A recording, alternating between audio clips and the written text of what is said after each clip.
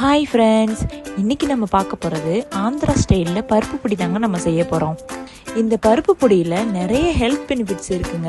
So இது குழந்தைங்கள்லேருந்து பெரியவங்க வரை எல்லாருமே சாப்பிடலாம். அது எப்படி செய்யலான்னு பார்த்துடலாமா? அதுக்கு முன்னாடி என்னுடைய பேஜை சப்ஸ்கிரைப் பண்ணிக்கோங்க. கீழே இருக்கிற டிஸ்கிரிப்ஷனையும் நோட் பண்ணிக்கோங்க. 1 கப் துவரம் பருப்பை ஃப்ரை பண்ணிக்கோங்க. 1/4 கப்பு பாசி பருப்பை நல்லா ஃப்ரை பண்ணி எடுத்து வச்சுக்கோங்க. அடுத்ததா கடலைப்பருப்பில் 1/4 கப்பு ஃப்ரை பண்ணி எடுத்து வச்சுக்கோங்க.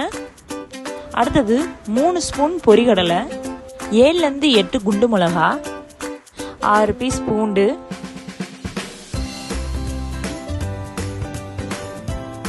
2 ஸ்பூன் ஜீரகம், 1 கொத்து கருவேப்பிலை. இது எல்லாத்தையுமே நல்லா ஃப்ரை பண்ணி ஒரு பவுல் எடுத்து வச்சுக்கோங்க. ஃபைனலாக மிளகாயில் இருக்கக்கூடிய காம்புகளை ரிமூவ் பண்ணிடுங்க. இப்போ பெருங்காயப்பொடி 1 ஸ்பூன், உப்பு தேவையான அளவு சேர்த்துக்கோங்க. அவ்வளோதாங்க. இதை நல்லா நெருன்னு அரைச்சி வச்சுக்கோங்க. அவ்வளோதாங்க, பருப்பு பொடி ரெடி ஆயாச்சு. இந்த பருப்பு பொடியை பிடிக்காதவங்க யாருமே இருக்க முடியாதுங்க. இதை 3 மந்த்ஸ் வரை ஸ்டோர் பண்ணி பயன்படுத்திக்கலாம். நெய்யோடு சேர்த்து சாப்பிட்டு பாருங்க, மிஸ் பண்ணிடாதீங்க.